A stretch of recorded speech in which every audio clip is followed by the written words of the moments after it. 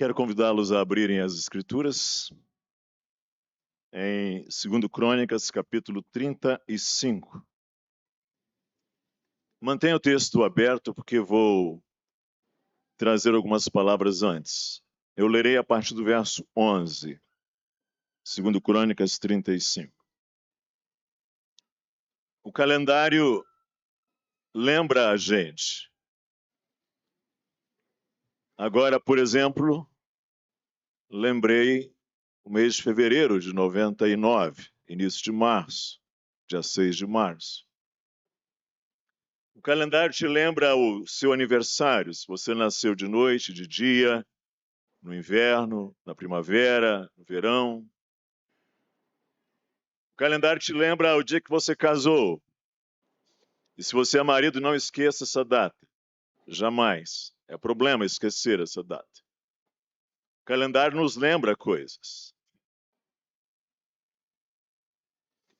O calendário dos judeus é um pouco diferente do nosso.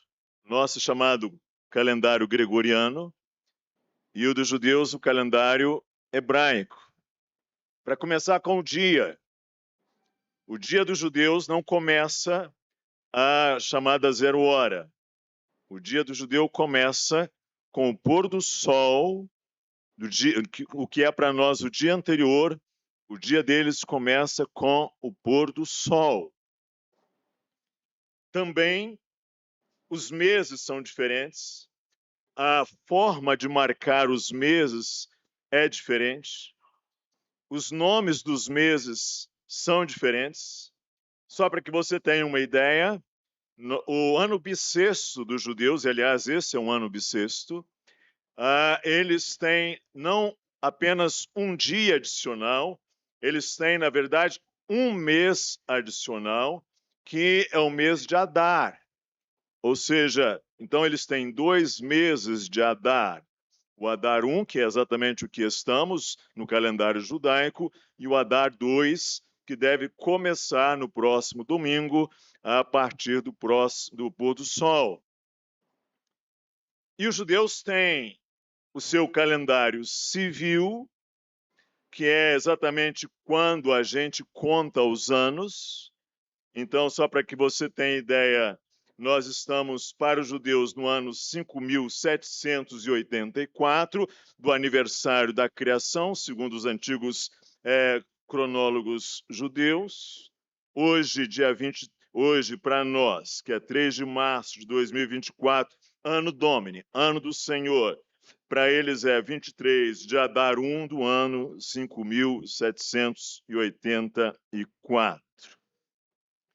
O ano civil deles terá o seu ano novo até em 2 de outubro, quando começa o pôr do sol, em que eles então terão a entrada no seu ano 5.785. Isso ano civil, mas eles também têm o ano religioso, e sobre isto eu volto a falar daqui a pouquinho. Você está com o texto aberto em 2 Crônicas, e diz assim a palavra de Deus a partir do verso 11. 2 Crônicas 35, a partir do verso 11. Então imolaram o cordeiro da Páscoa, e os sacerdotes aspergiam o sangue recebido das mãos dos levitas, que esfolavam as reses. Puseram de parte o que era para os holocaustos, e o deram ao povo, segundo os grupos das famílias, para que estes os oferecessem ao Senhor, como está escrito no livro de Moisés, e assim fizeram com os bois. Assaram o cordeiro da Páscoa no fogo, segundo o rito, as ofertas sagradas cozeram em panelas, em caldeirões e em assadeiras. Os levitas as repartiram entre todo o povo.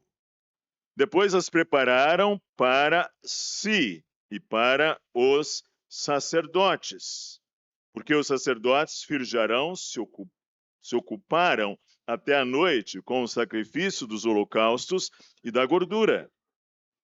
Por isso é que os levitas prepararam para si e para os sacerdotes filho de Arão, os cantores filho de Asaf, estavam nos seus lugares, segundo o mandato de Davi, de Asaf, e de Emã e de Jedutum, vidente do rei, como também os porteiros a cada porta não necessitaram de se desviarem do seu ministério, porquanto seus irmãos, os levitas, preparavam o necessário para eles. Assim se estabeleceu todo o serviço do Senhor naquele dia para celebrar a Páscoa e oferecer holocaustos sobre o altar do Senhor, segundo o mandato do rei Josias. Os filhos de Israel que se acharam presentes celebraram a Páscoa naquele tempo e a festa dos pães asmos por 7 dias. Nunca, pois, se celebrou tal Páscoa em Israel, desde os dias do profeta Samuel, e nenhum dos reis de Israel celebrou tal Páscoa como a que celebrou Josias com os sacerdotes e levitas e todo Judá e Israel que se acharam ali, os habitantes de Jerusalém, no 18º ano do reinado de Josias, se celebrou esta Páscoa. O rei Josias nasceu mais ou menos pelo ano 648 antes de Cristo. Isto significa que ele é alguém que viveu no século VII antes de Cristo. E do ponto de vista de uma cronologia, é preciso que se dizer que Josias viveu ontem. Eu sei que para você parece uma coisa muito remota, porque a gente tem, às vezes, uma visão um tanto quanto mais restrita do tempo, mas se colocado isso em perspectiva, Josias não viveu há tão tempo assim, há apenas 2.672 anos antes de nós, deu-se mais ou menos o seu nascimento. E quando Josias nasceu, o mundo que ele encontrou em Israel, mais especificamente em Judá, não era mais aquele mundo de um século atrás, muito menos de 500 anos atrás. Israel já tinha dividido a monarquia, o reino de Judá já não existia mais, o reino de Israel, o norte, já não existia mais. Josias é um rei de Judá, um rei do sul. Antes dele reinou seu avô, Manassés, 55 anos. Depois reinou seu pai, Amon, 2 anos. E aí você tem, então, do avô de Josias e do pai de Josias, um período de 57 anos em Israel. Esses 2 homens eram idólatras. Manassés é considerado o pior rei de Judá, o mais perverso, o mais idólatra. Então você tem 57 anos de um tempo ruim, um tempo difícil. O último bom rei de Israel foi Ezequias, e os últimos 15 anos do reinado de Ezequias, a saber, após a sua doença, também foram anos complicados. Então você aumenta 57 mais 15, 72 anos desde os dias áureos de Ezequias. 72 anos. É quando então nasce Josias, começa a reinar com 8 anos e reina 31 anos. E o texto vai dizer que ele já marcou algo importante, que o distinguiu do seu avô e do seu pai, que o remete ao seu bisavô Ezequias, a saber, ele é alguém que busca o Senhor. Você observa aí no capítulo 34, verso 3, ele busca o Senhor, e a graça de Deus no reino de Josias se dá por um outro fator.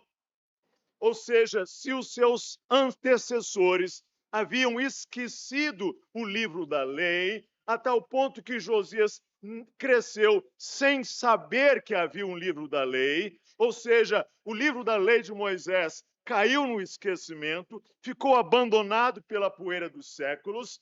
O que acontece? O sacerdote Ilquias, cuidando das questões do templo, que aliás, templo que estava novamente em ruínas, o sacerdote encontra o livro da lei. E isto foi algo extraordinário. Ou seja, isto foi algo absolutamente um ponto de inflexão importante na história de Israel.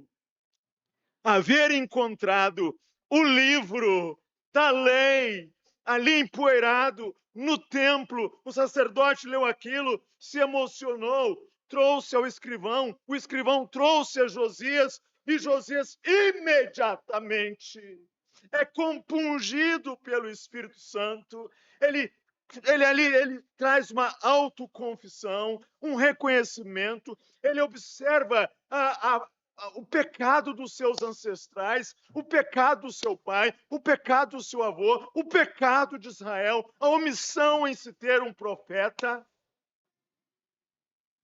o descaso dos sacerdotes. Ele tem uma humilhação que você tem aí no verso 35. Ele renova os propósitos diante do Senhor. Ele pede a Israel que se purifique.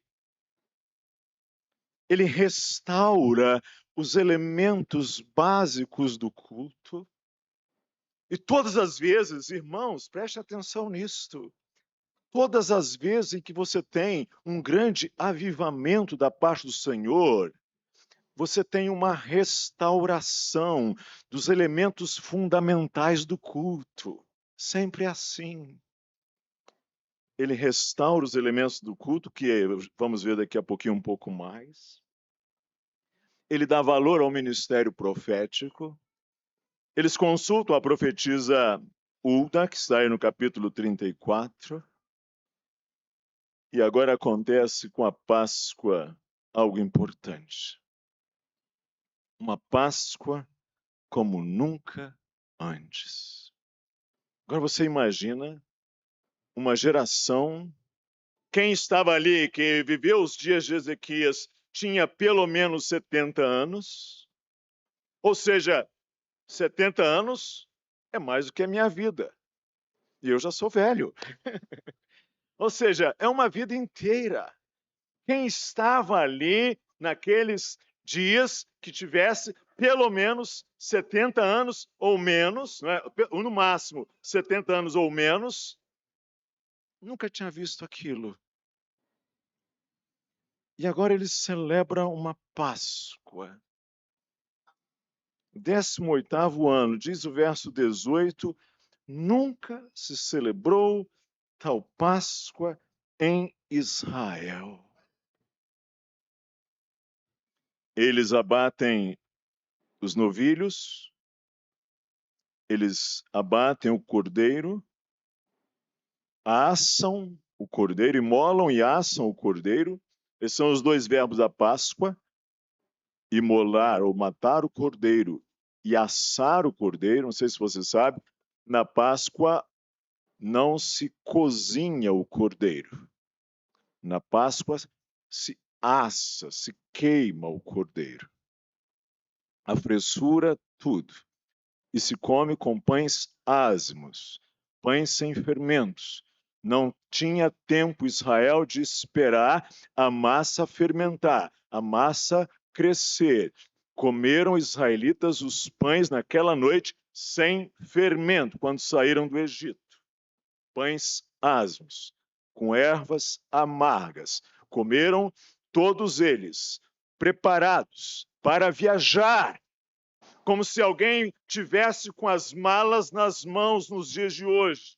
Na linguagem do livro de Êxodo, cada um comeu com a sua capa, cada um comeu com as suas vestes prontas, com as sandálias nos pés, e os velhos com as suas bengalas nas mãos. Ou seja, Israel comeu a Páscoa dirigindo-se para a frente, para o futuro, para viajar, para Jerusalém, para Canaã, mais especificamente. Foi assim. Eu falei lá atrás que Israel tem um calendário civil, que diz que no próximo mês de outubro, início do mês de outubro, começa um novo ano, o ano novo civil deles. Mas o ano religioso de Israel não coincide com o civil. O calendário religioso de Israel é diferente do calendário civil. Assim como a gente tem, por exemplo, o calendário escolar é diferente do nosso calendário civil, ou o calendário tributário é diferente do calendário civil. Só para você ter uma ideia, por exemplo, nos povos do norte, o calendário escolar começa em agosto, por exemplo. Não é o mesmo que um calendário civil. Em Israel, o calendário religioso não começa no Ano Novo Civil. O calendário em Israel começa, o primeiro mês do calendário religioso é o 7º do calendário civil, chamado Abib ou Nissan, que é o nosso mês, mais ou menos o nosso mês de abril, que ali se tem sim o Ano Novo religioso, e isso começa nos primeiros momentos, e a Páscoa está ali, nas origens do calendário litúrgico de Israel. Eles começam celebrando a sua saída do Egito. E quando deu-se a saída dos judeus do Egito? Hoje se tem duas grandes hipóteses. Uma delas, que é a mais popular, a mais conhecida, é que os judeus teriam saído do Egito no início do século XIII, 1290 mais ou menos, na época do faraó Ramsés II. Essa é a hipótese mais popular, mais conhecida. É aquela, inclusive, que chegou no cinema. É aquela que chegou, por exemplo, no filme Os 10 Mandamentos. E é essa hipótese que está por trás também de uma conhecida novela brasileira de uma grande rede de televisão. Essa hipótese aí. Uma hipótese que Israel veio no início do século XIII, saiu lá na época do Ramsés II. A outra hipótese, mais tradicional, que leva mais em conta a literalidade da informação bíblica, identifica a saída de Israel mais tardiamente, mais remotamente, a saber, em meados do século XV, lá por volta de 1450 a.C., na época do faraó Tutmés III, ou Tutemoses III. E entre essas duas hipóteses não é pouco tempo. São 150 anos de diferença entre a hipótese mais antiga e a hipótese mais recente. Segundo a hipótese mais antiga, quando José e sua família e Jacó entraram no Egito, eles entraram na época dos Ixos, dos faraós chamados reis pastores, que eram não cananeus, não canitas, melhor dizendo, eles eram semitas. Esses que lá estavam quando a família de Jacó teria entrado ali no Egito. Existem variações dessas duas hipóteses, mas elas são as duas principais. Agora você imagina que está Josias, descobre-se o livro, o calendário começa agora, o calendário religioso. Se for de Tutmés, ele está quase 800 anos depois. Quase 800 anos após. Se foi na época do Ramsés II, então ele está a 650 anos após. Só para que você tenha ideia, nós estamos um pouco mais de 500 anos desde que Pedro Álvares Cabral chegou no Brasil. E a hipótese mais recente é: os judeus teriam saído lá do Egito pelo menos 650 anos antes. Isso significa que Israel havia esquecido na poeira dos séculos, a Páscoa. O livro estava empoeirado. É trazido ao rei. Ele agora chama os sacerdotes, os levitas, consagra, pede para que eles se purifiquem. Os levitas cantores estão ali. Também os porteiros estão ali. Trazem o cordeiro. O pôr do sol já se deu. É hora de abater o cordeiro. Há uma festa em Israel. Uma Páscoa como nunca antes. E por que isso era importante? Primeiro, observem isso. Como é importante, gente, um único bom governante, não é verdade? Um único bom governante. Você tem aqui, é claro, um rei jovem, antes dos seus 30 anos, jovem, mas que teme ao Senhor. E que diferença isso fez? E qual o significado da Páscoa em Israel? Porque é sempre bom relembrar o significado das coisas. Para Israel, aquilo marcava o início. E é bom relembrar o início de tudo. O início de Israel é o Deus da aliança. Ou seja, quando Israel celebra a Páscoa, na verdade, não está a lembrar apenas do Cordeiro, nem está a lembrar apenas do tempo da escravidão do Egito. Quando Israel celebra a Páscoa, o que de fato acontece? Israel lembra-se do Senhor, o Deus da aliança. Por isso, o início do calendário religioso, litúrgico, diz para o israelita crente, diz para o israelita fiel, o início de Israel se devia à iniciativa de Deus. Israel lembra não apenas o Deus da aliança, mas lembra a aliança de Deus. Porque em Israel as festas têm o sentido de memoriais, de lembrar-se, de serem lembranças. Porque nós, seres humanos, esquecemos as coisas. Uma prática antiga que algumas pessoas tinham, por exemplo, David Brainerd tinha, vários. Até o pastor Jack Walker, que foi pastor missionário, fundador de nossa igreja, tinha, era a prática de escrever diários. Eles escreviam diários porque assim a memória ficava registrada em detalhes.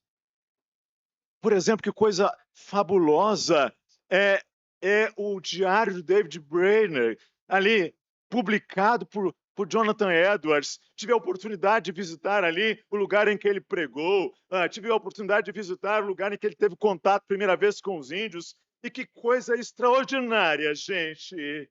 É você poder contar com um registro em primeira mão daquilo que Deus fez. E esses homens registravam os diários, e o Sr. E. Murray pensa até um dia em publicar os diários de pastor Jack, e se isso acontecer, é porque a gente esquece as coisas. A gente às vezes esquece a linearidade das coisas. E aí Israel se lembra com a Páscoa de que o Deus da aliança era o Redentor de Israel. Aquele Deus que formou, por sua iniciativa, uma aliança lá no Sinai com Israel redimido era o Deus redentor. A palavra redenção significa você pagar o preço da liberdade de um escravo. E Israel teve ali a redenção, e quem a pagou, quem pagou aquele preço foi Deus. Com o poder de Deus. Deus que tomou Israel pela mão. Deus que conduziu o seu filho. Aliás, texto que se repete algumas vezes, inclusive no Novo Testamento, do Egito, chamei o meu filho. Ou seja, na Páscoa se lembra que Deus fez exatamente isso, como um pai que dá a mão ao seu filho e o conduz. Deus fez isto com Israel. E aí você tem algo extraordinário na Páscoa. Extraordinário. Que é isto aqui. Assaram o cordeiro da Páscoa no fogo, segundo o rito. As ofertas sagradas cozeram em panelas. E aí tem as ofertas de holocausto. Tem algo importante na Páscoa. É a centralidade da expiação. Que, aliás, começa com o sentido do dia da expiação. Não vou me deter nisso agora, mas o ponto é: tem-se o cordeiro e tem-se o sangue. Isso estava no centro.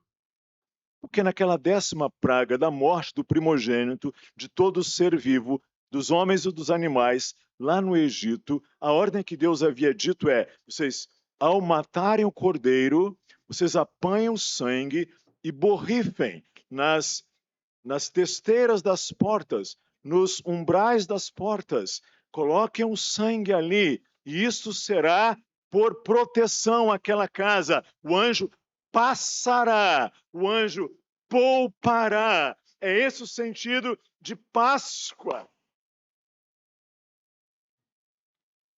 O cordeiro está no centro e o sangue está no centro.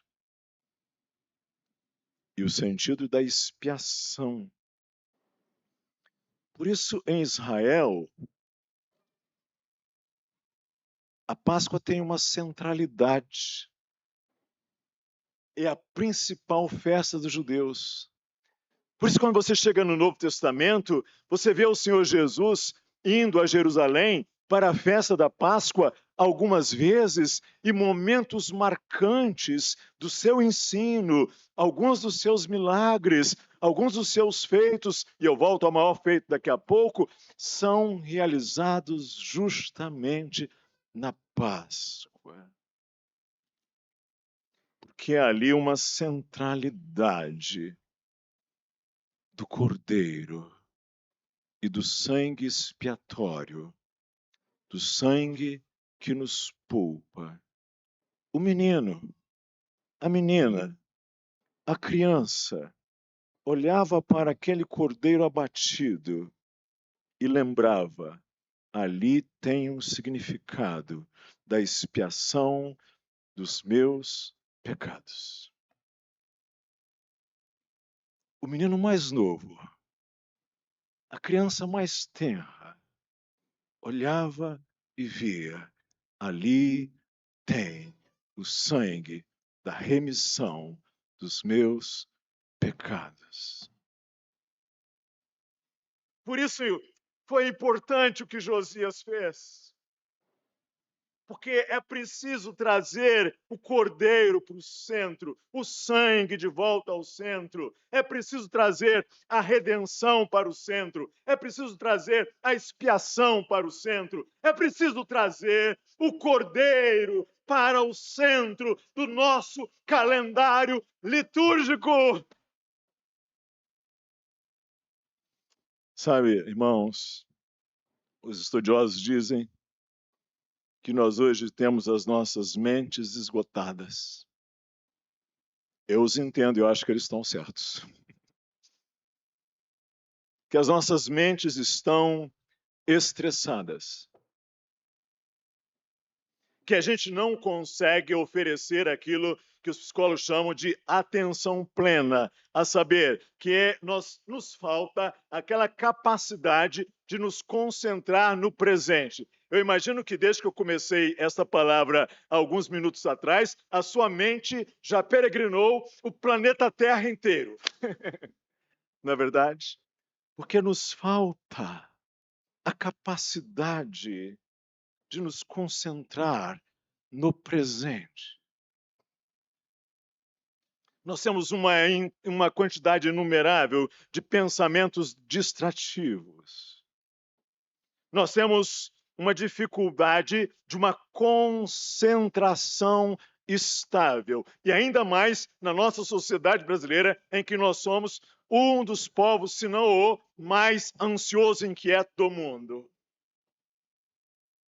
Dizem-nos eles que a nossa mente é como um pote furado. É como um pote furado porque não consegue reter. Porque não tendo atenção plena, as mensagens chegam, mas não ficam. Elas vão embora.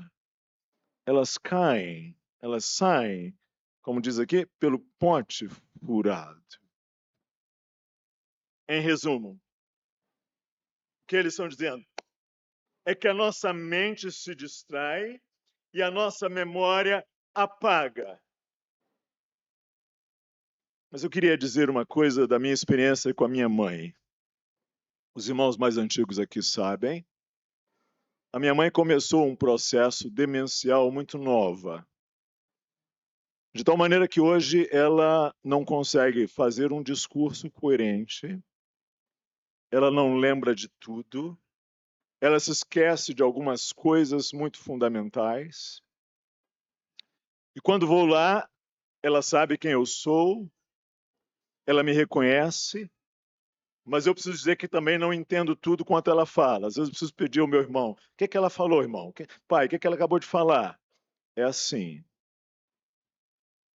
Mas tem uma coisa que eu faço com minha mãe. Eu canto com ela.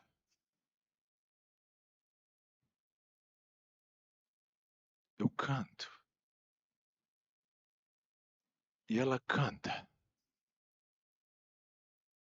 Os hinos. E aí pergunto dos avós. Aí vem. Nomes ali. Cá. E filhos. Às vezes bagunça um pouco a ordem. Mas, como eu sou o mais velho, graças a Deus, essa ordem nunca passa. Ela entende bem. Isso ficou.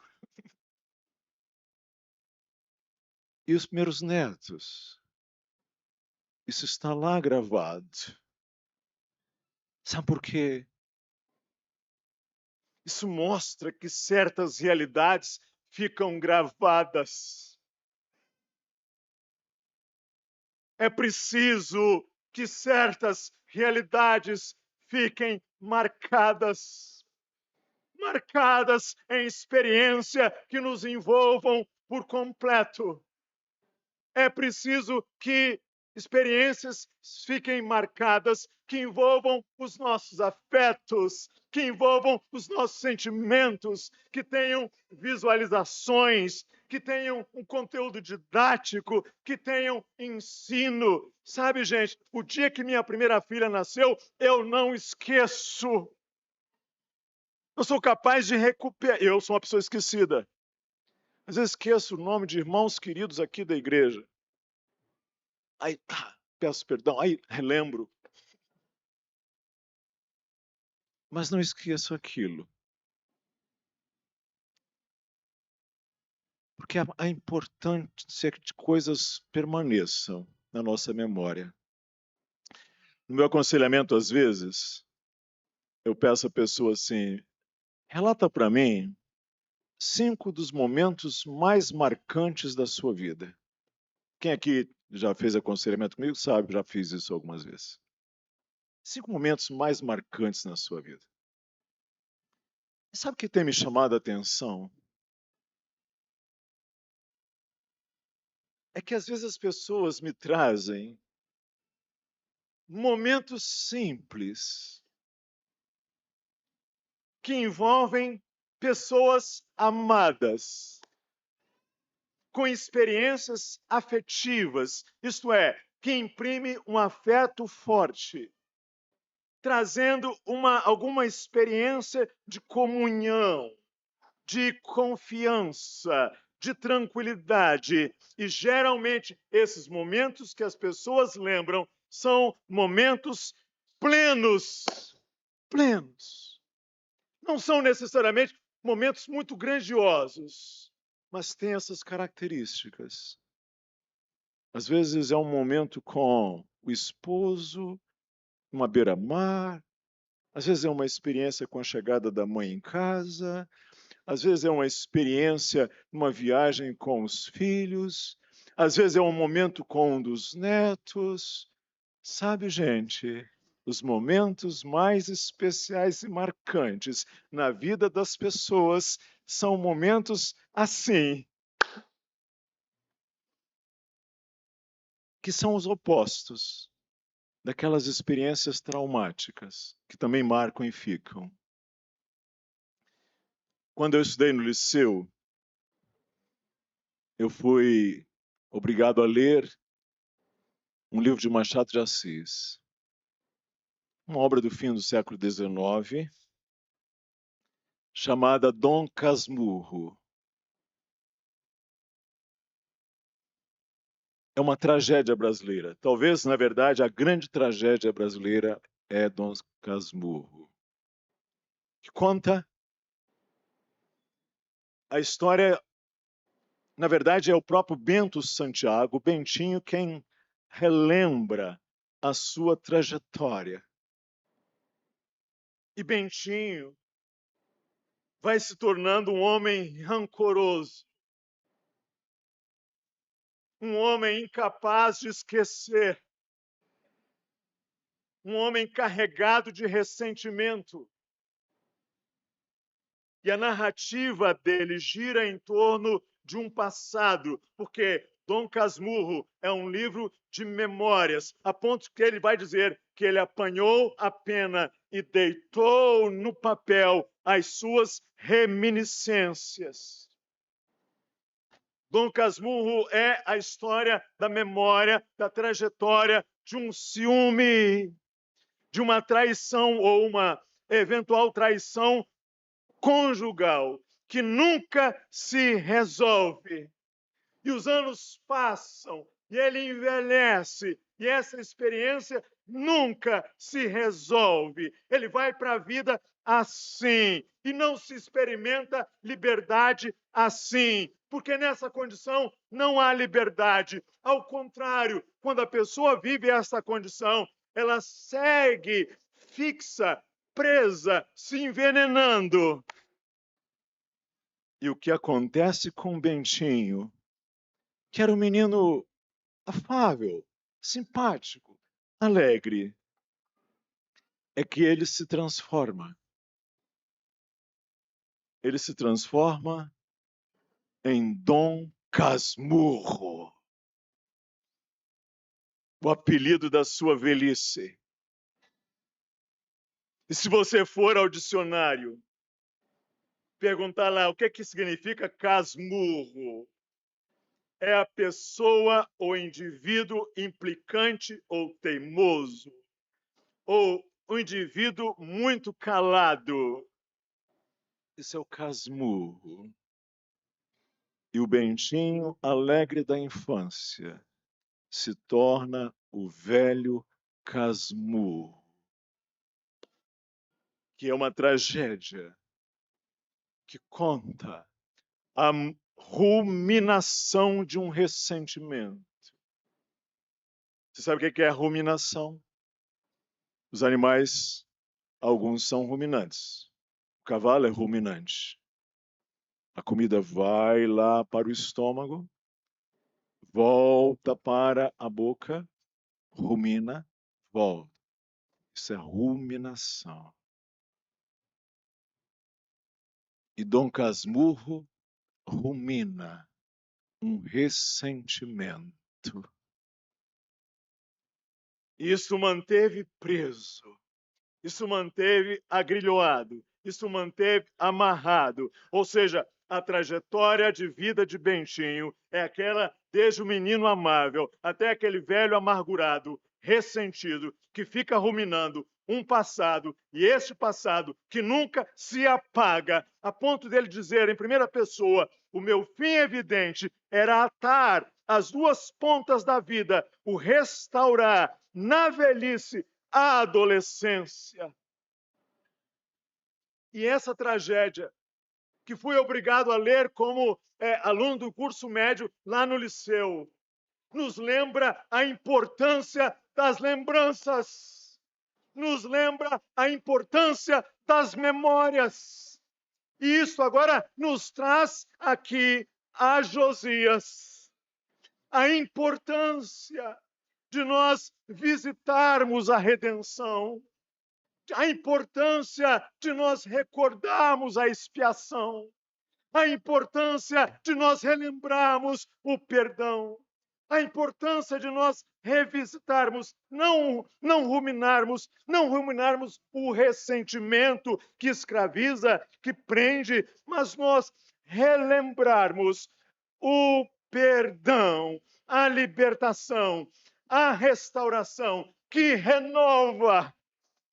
Ou seja, como é importante que a gente revisite a expiação, o perdão. Ou seja, como é importante que Israel fazia, abria o ano do seu calendário religioso novamente colocado diante do oferecimento do perdão. O perdão que tem duas dimensões. O perdão de Deus que nos foi oferecido mediante o sacrifício do Cordeiro e o perdão que nós devemos ao nosso irmão. E agora, quando a gente vai para essa mesa daqui a pouco, lembrar que a Páscoa era um tipo. A Páscoa, gente, era uma sombra. Símbolos de realidades que haviam de vir. Cordeiro no centro. E foi na Páscoa que Jesus instituiu a ceia. Ele disse: tenho desejado ardentemente comer esta Páscoa convosco. E o apóstolo Paulo vai dizer: todas as vezes, todas as vezes, frequentemente, que comerdes este pão e bebedes este cálice, nós estamos num revisitar, não das nossas amarguras, não dos nossos ressentimentos, não das nossas mágoas, não das nossas vicissitudes, não dos nossos fracassos. Nós estamos nos lembrando do perdão de Deus. Nós estamos nos lembrando da remissão dos nossos pecados. Nós estamos nos lembrando que o Senhor novamente estende e renova sobre nós a sua misericórdia. O Senhor nos chama novamente a desfrutar do perdão. Isto é o meu corpo, isto é o meu sangue, isto é meu corpo, isto é meu sangue. Isto é bênção, isto é saúde para você, isto é quebrar o paradigma machadiano da tragédia de alguém que fica preso sem o perdão do seu passado.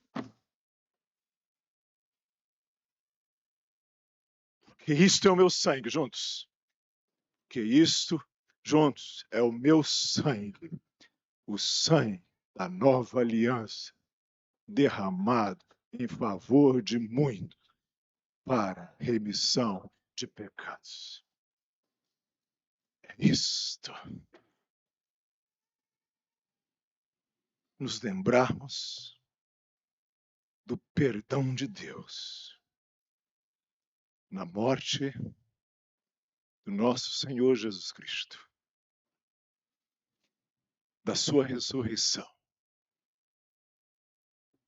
e podermos novamente, mais uma vez, Senhor, eis-me aqui mais uma vez, Jesus Cristo. Me esqueço disso como Israel se esqueceu nos dias de Josias. Me esqueço disto. Me ajude a lembrar disto. Em memória de mim. Fazer isso em memória de mim, disse Jesus. Lembrarmos. Perdão de Deus. E que nós podemos ir para frente, perdoando-nos uns aos outros.